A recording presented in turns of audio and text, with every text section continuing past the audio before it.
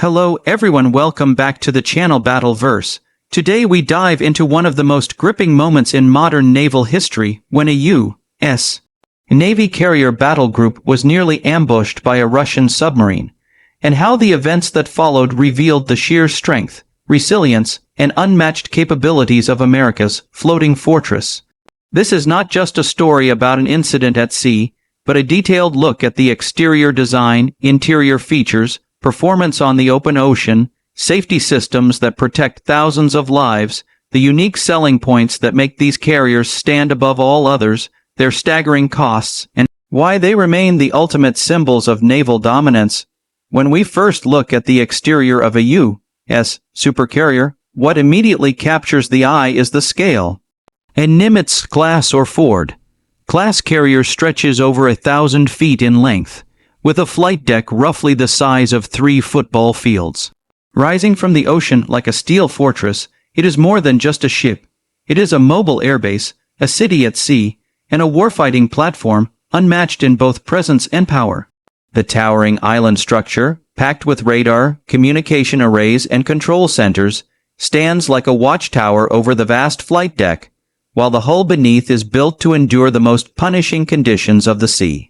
Its armored steel, reinforced design, and compartmentalized sections mean it can sustain damage yet remain afloat, a critical element in naval warfare where survivability is everything.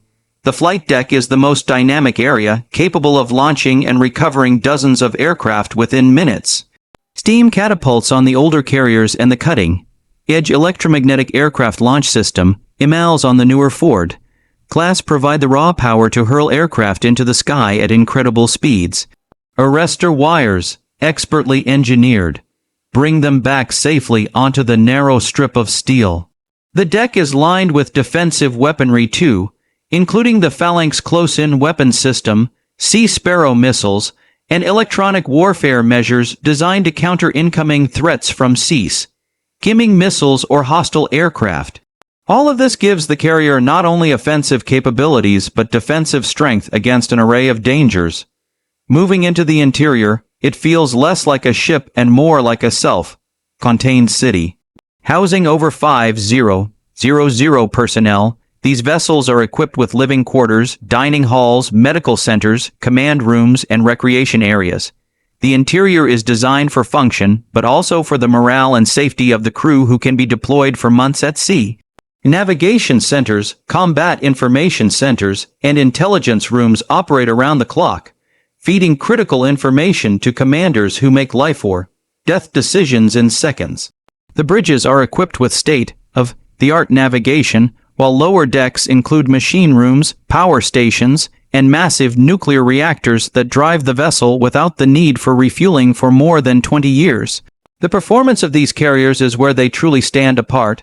Powered by nuclear reactors, they can sail at speeds exceeding 30 knots while remaining virtually unlimited in range. They are capable of launching over 100 sorties a day, sustaining constant air operations across the globe. This means a carrier can project power anywhere on Earth without depending on land bases, giving the United States a unique advantage over adversaries.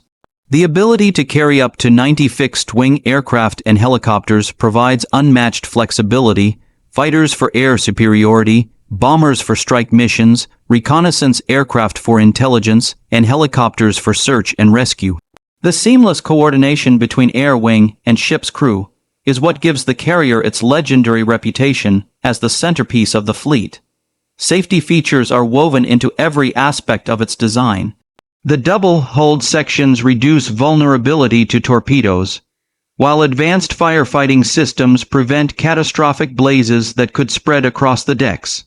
Watertight compartments can be sealed instantly to contain flooding, while automated detection systems alert crew to any threat, from incoming missiles to underwater activity. Nuclear reactors themselves are heavily shielded and designed with multiple redundant safety systems to ensure they remain stable even in combat conditions. Moreover, every sailor is trained extensively in damage control, fire suppression, and emergency response, making the human factor one of the most critical elements of carrier safety. What makes U.S. Carriers' unique is not just their size, but the ecosystem of technology, logistics, and strategy built around them. Unlike smaller carriers of other nations, the U.S. supercarrier is designed for sustained global deployment. They are supported by entire carrier strike groups, including destroyers, cruisers, submarines, and supply ships. This synergy makes them not just warships, but mobile hubs of command and control. The carrier air wing, with advanced jets like the F/A-18 Super Hornet and F-35C Lightning Roman II, brings fifth-generation stealth and precision strike capabilities directly to sea.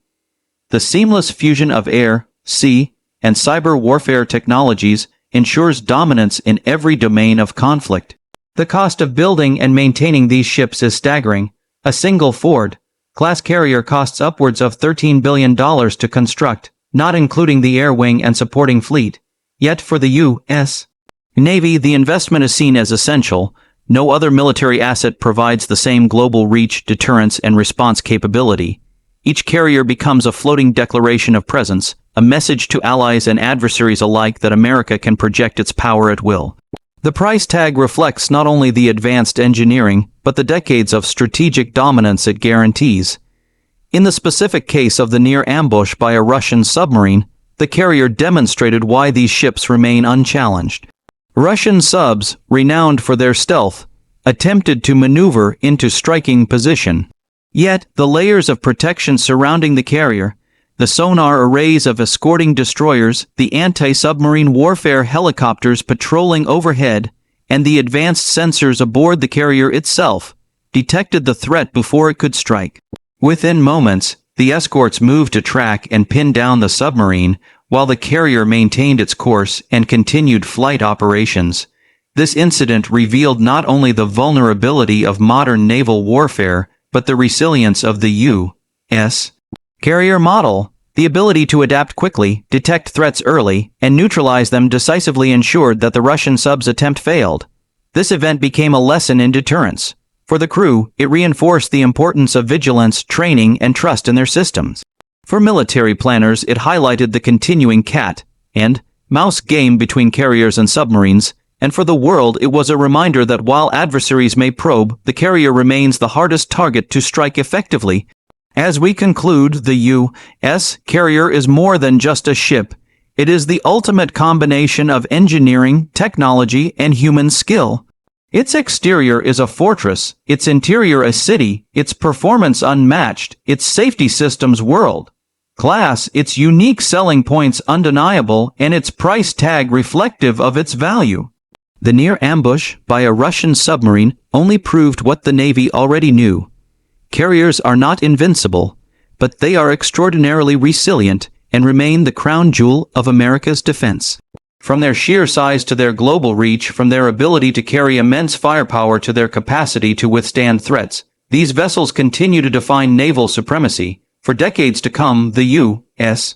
supercarrier will remain not only a protector of American interests, but a symbol of strength across the world's oceans. And in moments of danger, like when faced with a lurking submarine, they show that power, preparation, and precision will always prevail.